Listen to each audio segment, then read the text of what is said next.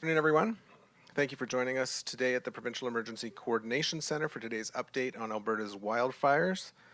We will begin with remarks from Colin Blair, Executive Director with the Alberta Emergency Management Agency, and from Christy Tucker, Information Unit Manager with Alberta Wildfire. We will then proceed with taking questions from the media. Go ahead, Colin. Thank you. Good afternoon, everyone. Alberta continues to be under a provincial state of emergency, and the Provincial Emergency Coordination Center remains at a level 4. In addition to the provincial state of emergency, there are 20 states of local emergency, as well as 4 ban council resolutions and 13 evacuation orders are in place. This morning, Yellowhead County updated its evacuation order. The evacuation order is lifted for the hamlet of Evansburg and the rural areas east, north, and south of Wildwood. The evacuation order remains for the hamlet of Wildwood, Lobstick Resort, Hansonville, Highway 16A, areas south of Highway 16 from Range Road 81 to Reno Road, and Highway 16A to Range Road 75. These are just a few key updates, but a comprehensive listing of all affected communities is available online at alberta.ca. We are continuing to work very closely with local officials in all affected communities to get personnel, resources, and equipment where they are needed.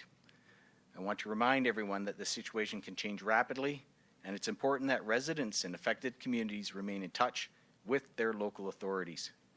While there has been some rain and cooler temperatures, we remind everyone that the situation can change rapidly. Those who are on evacuation alert should pack important medication and documents and enough food and supplies for a minimum of 3 days, and be prepared to bring any pets. We strongly encourage all Albertans to download the Alberta Emergency Alert app so they get immediate notification with critical information about imminent threat to life safety. At this time, the estimated number of evacuees is at just over 17,861, which is a decline from 24,000 yesterday. Evacuees have registered at 15 reception centers, and I continue to encourage all evacuees to register. Registering will make it easier to get help and resources, and it will also make it easier for us to get important information to evacuees, including status updates and re-entry information. Those who require assistance can also call 310-4455 for wildfire and evacuee-related information. I encourage people to stay in contact with local municipal communication channels. They will have the most up-to-date information about the local situation. Last night, the Alberta government held a virtual town hall for evacuees. There were a number of questions, and I'd like to highlight a few. There were questions about the emergency evacuation payments. These payments are available to evacuees who have been out of their home due to a mandatory evacuation order of a cumulative total of 7 days or more. There were questions from evacuees worried about potential scams related to their evacuation payments. I want to emphasize that the Government of Alberta will not request any personal banking information via email. If you receive any suspicious emails, you can call 310-4455 to verify if it's valid. Evacuees can also get into any local Alberta Support Centre to apply for the evacuation payment if you are uncomfortable doing so online. Evacuees also wanted to know when they will be able to return home. I know this is an incredibly stressful situation, having to suddenly leave home due to wildfire danger and then having to stay with family, friends, or at an evacuation center. This will take time, but officials are working as quickly as possible while continuing to ensure residents are kept safe. We know this is a difficult time. For anyone who is struggling, help is available. 211 provides free medical health resources that can be accessed from anywhere in the province. I want to remind everyone that the Alberta government is holding a virtual teletown hall for evacuees every night at 7:30 p.m. to answer questions and connect residents to resources. The number for evacuees to call is 1-833-380-0691. Thank you, and I would now like to turn things over to Christy from Alberta Wildfire for more information about the situation.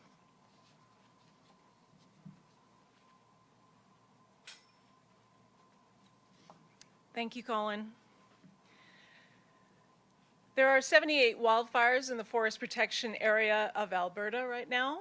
24 of those are burning out of control.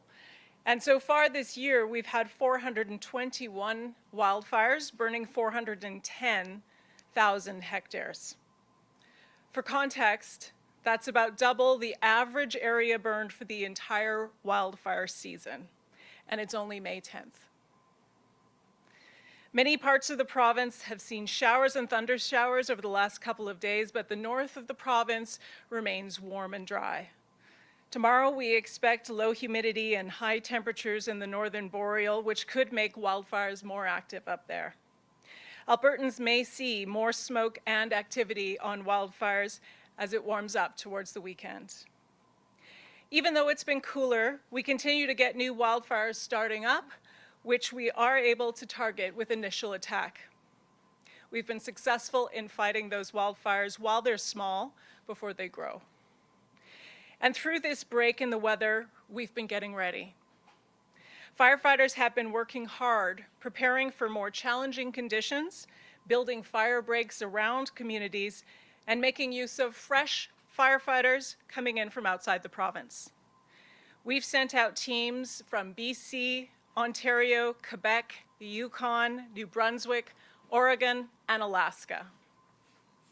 Today, more than 80 firefighters have landed from Quebec, Ontario, and New Brunswick.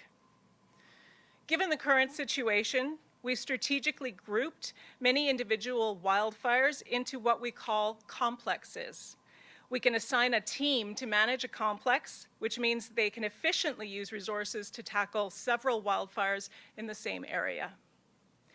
For the latest information about current wildfires in Alberta, including some details on individual wildfires of note or complexes of note, please visit the Alberta Wildfire Status page, and you can look at our interactive map. Thank you. Thank you, Christy. We will begin with questions from media here in the room and then move to reporters on the phone. Please state your name and outlet. You'll have one question and one follow-up. And here in the room, please move to the microphone on the right-hand side of the room. Hi, it's Nicole from CTV News. I just wanted to ask if you have any more details about the situation near Drayton Valley. Obviously, a lot of people still hoping to get into their homes soon. What are the challenges in that area? What are you trying to overcome? What needs to happen before people can be let in that area?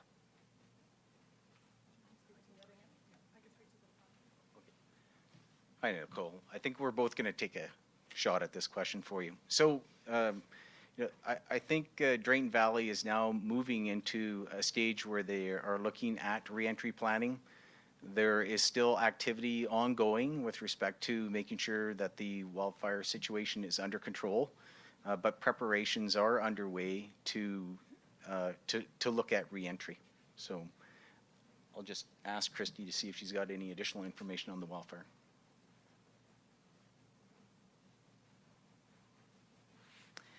Yeah, just the latest on that fire. It's currently 3,500 hectares in size, still classified as out of control. We do have firefighters, helicopters, and heavy equipment all working on this fire. We do have air tankers available if there's an opportunity to use them. We have a wildland-urban interface crew that are helping, working with structural firefighters there, and additional resources for the county working on that site. The general plan is establishing a defense line along the highway, and they've had success in steering the fire south of the community. So the work there continues, of course, trying to put out the fire and make sure that it's a safe situation for our colleagues in AMA to invite people back home. Follow-up question? And I guess if you have any message for evacuees from that community, I guess some have said that we've seen online that they've offered to help and they want to do something. They're feeling helpless, like they want to get involved. What would you say to them?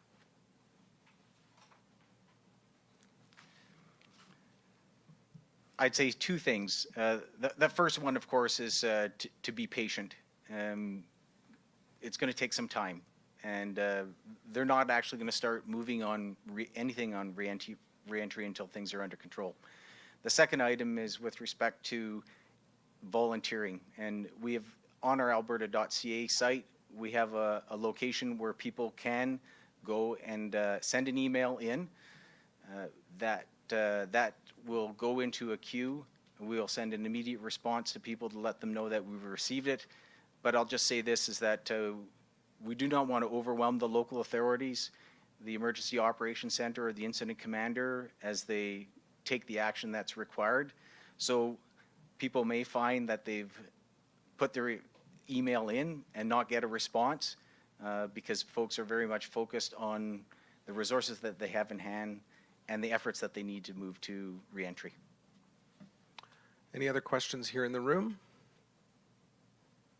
Okay, we'll move to the phone. Operator, can you put the first caller through? Thank you. Yes, Arthur Green, Western Standard. Good day. Thank you for taking my question. I noticed that you said that 17,000 people right now remain evacuated. Yesterday, that number was around 25,000. Can you just let me know where those people return home to?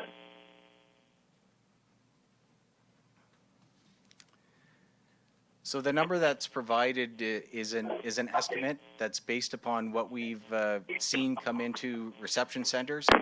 It's also based on the estimates of the number of people that we've seen evacuate, as well as the number of evacuation orders that have ended to allow people to re-enter. So the number is going to change every day, and that's going to be based upon our estimations of people that are evacuated. As far as the accuracy of that number, I said it's an estimate because people are going to re-enter when evacuation orders have ended on their own time. We do not expect people will go back all immediately. Some are with family and friends and will take their time to return as they see fit. So we'll continue to report on this number as a general estimate as to the number of people that are evacuated from the communities. Follow-up question? Perfect. Just as a follow-up question, what would you say is the biggest challenge right now for firefighters?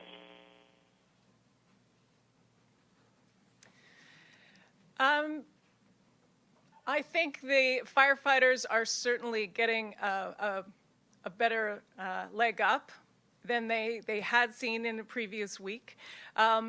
I think the challenge is certainly we want to avoid burnout. We have firefighters who have been working on this situation for a very long time. We're very happy to have new resources coming in from our colleagues across Canada and colleagues in the United States. And I think that's going to be a much needed boost for our firefighters who have been at this, some of them around the clock for quite a while. Quite a long time now. So I think we want to make sure that our firefighters are fresh and approaching the fire with just as much vigor as they always do, particularly as we're going into quite a heavy weekend potentially. Thanks, Christy. Operator, can you put through the next reporter? Thank you. Angela Amato, Canadian Press. Hi there. Thanks for taking my question. I'm just wondering if there have been any issues with residents attempting to get through barricades or go against evacuation orders.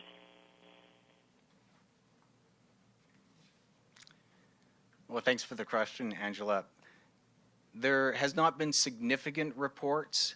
This has not been a significant issue. We are urging people to follow the evacuation order and listen to the local authorities. So I would assume that there may be some people attempting to do this. There are police of jurisdiction in the location, and I would just, again, appeal to everybody to listen to the municipality, the local authority, and follow the evacuation order as required. Follow-up question? Yeah, so we've heard some people who have offered help in the form of water trucks and transporting fuel, but that their help has been turned down. Can you tell me why that might be? Angela, I don't know the specifics of the details of what you're providing. I would suggest that if people are looking to provide support, donations, volunteer, that they go to the alberta.ca website, and we have provided an email address that they can provide that information to us so that we can assess the needs, and then if we require the assistance, we will get in contact with them. Reporter, can you put through the operator? Can you put through the next reporter? Yes, Kathy McDonnell, Globe and Mail. Hi there. So with the next few days getting warmer in certain areas like Grand Prairie, I was wondering about what protection measures are in place to address the fires. Certainly, I've touched on some of the measures that firefighters have been taking across the province as we're getting ready. They have been taking advantage of the lower fire behavior that we've seen because of the humidity and lower temperatures across the province. Those are things like building fire breaks around communities. That is scraping down to the ground and making it more difficult for a fire to cross a particular area. Sometimes active fire behavior can interfere with the ability of firefighters to get close to a wildfire. We have to maintain the safety of all Albertans, and that includes firefighters too. So we have been able to make use of the lower wildfire activity by helping to reinforce some of those fire guards with communities that we've been working on.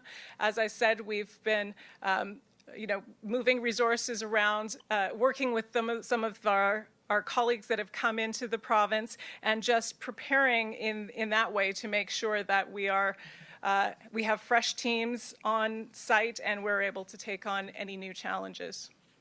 Follow-up question? That's good. Thank you. Any other questions from reporters here in the room? Okay, let's go back to the lines. Operator, can you put through the next reporter? Thank you. Joël Bouchard, Radio-Canada. Hi, yes, thank you for taking my question. I would like to know what's the planification for the future steps right now. I know there was preparation, but you're getting ready for the big temperature. What's the plan?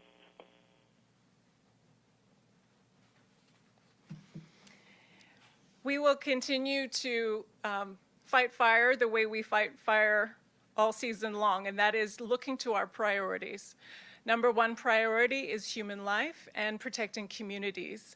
So we need to ensure that we are looking at the weather forecasts, we're looking at fire behavior forecasts, we're looking very closely at where the map is showing us there's a potential for blow-up behavior and where we're expecting to get the heat. And so we can strategically move firefighters and resources around the province where we are expecting more behavior to show up.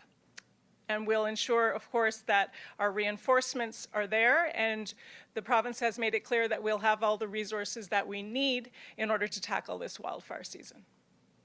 Follow-up question? Yes. Do you have any news about the help from the federal army that's coming and how you plan to manage that?